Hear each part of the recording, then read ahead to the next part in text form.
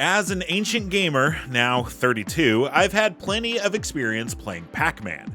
During my preteen years, many of my summer days were spent losing quarters to my local arcade, attempting to reach the mythical split-screen level. As a devoted fan of the franchise, I admittedly had reservations going into my PAX East preview of Bandai Namco's new unconventional take on the series, Shadow Labyrinth. On paper, Shadow Labyrinth should not work. Pac-Man as a dark sci-fi Metroidvania, where he turns into a giant mech and shoots lasers out of his mouth, sounds like bad gaming Wattpad fiction. Yet, that is exactly what it is, and it was glorious.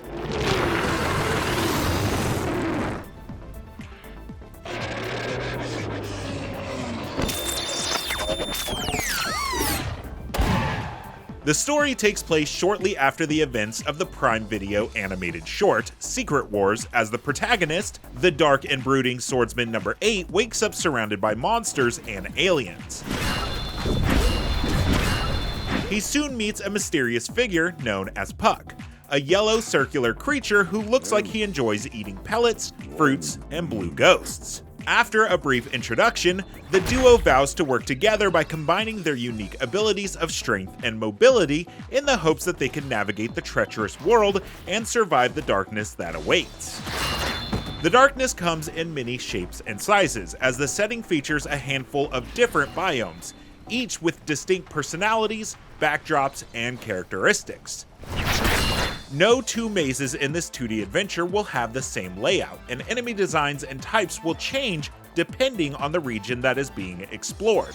My preview started by placing me in an underground tech biome filled with various melee, flying, and ranged enemy types that could only exist underground, like bat creatures and mole-like ghouls. Gameplay was straightforward and intuitive enough initially. Combat and dodging reminded me a lot of the original Castlevania titles, and its platforming elements are akin to a love child of Ori and the Blind Forest and Celeste, thanks to Puck's abilities to grapple onto spots, adding extra layers of maneuverability. Combining the grapple with aerial attacks makes for interesting gameplay against enemies, especially when challenge rooms come into play. Like many other Metroidvanias, Shadow Labyrinth has rooms that will seal off once entered, requiring the swordsman to defeat each combatant inside to unlock the room. Enemies spawn in from all over the room, attempting to overwhelm with quantity and variety, making for a bullet sponge-like environment. I frantically grapple to avoid ground foe charges while dodging flying enemies simultaneously, failing to do so multiple times and needing to respawn. After getting the hang of their patterns and placements, I grappled up and used melee attacks to chain movements in the air, then slammed my sword down from above on the enemies below, making for an immensely satisfying victory. While I only experienced 2 challenge rooms in this particular build, I was impressed with how difficult but rewarding each room was. But despite how much I enjoyed this, the true beauty of Shadow Labyrinth's platforming and combat comes to light when Puck becomes the controllable character. The platforming element of controlling Puck is both clever and nostalgic, as the swordsman will morph into him and ride waves of electricity to help them move around areas otherwise blocked by environmental hazards or inaccessible heights. While riding the wave, you'll move identically to the old Pac-Man games, but with an added twist. Puck is still limited to moving left, right, up, or down on the blue electricity line, but he is no longer limited to a lined grid and can also stop, aim, and jump. While this might sound simple, it adds a new layer to movement and combat. Some challenge rooms even feature these lines, which can be used to execute sword attacks, creating an entirely new approach to beating each room's combat puzzle. My favorite instance of this occurred halfway through the preview during the Kaiju boss battle. Yes, you heard me right. The fight is similar to a challenge room in the sense that it blocks off any retreat, but this time it is a one-on-one fight, as the boss is much bigger than Swordsman number 8. To combat the size difference, Swordsman number 8 can use Puck's ability to ride up the wall, to not only get a height advantage and deal extra damage to the enemy's horn weak spot, but to also avoid massive laser attacks that would otherwise kill them both.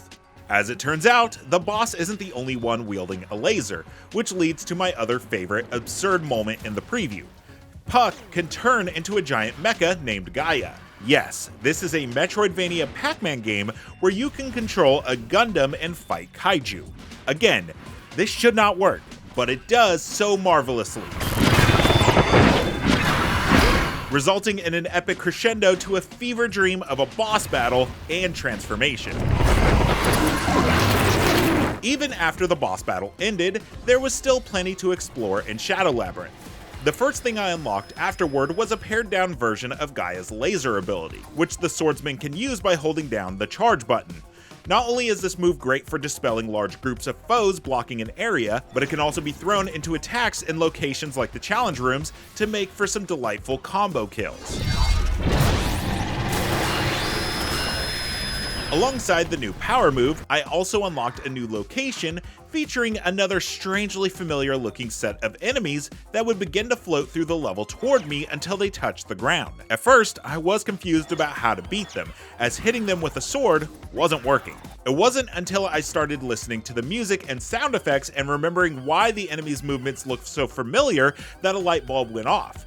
These are the Puka from Dig Dug, and just like in the 1982 classic arcade title, the only way to destroy Puka is to stun and inflate it when they are materialized. After experimenting, it turns out that using Puck's grapple ability on them to knock them out, and then using it again to inflate them, is the only way to kill them.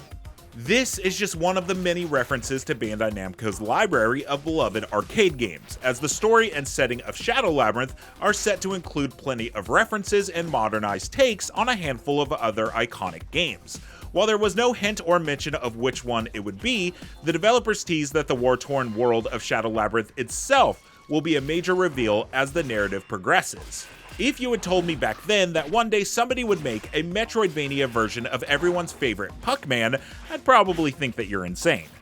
After playing Shadow Labyrinth at PAX East 2025, that statement is probably still true, but I'm right there beside you, enjoying the insanity.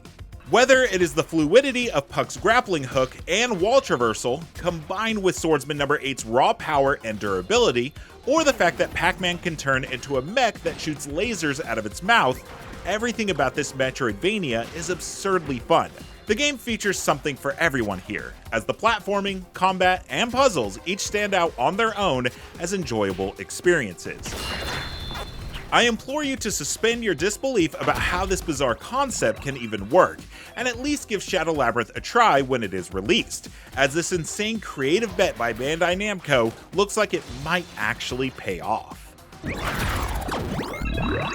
Speaking of delightfully weird upcoming games, don't miss our recent previews of Mugenics and Death Stranding 2.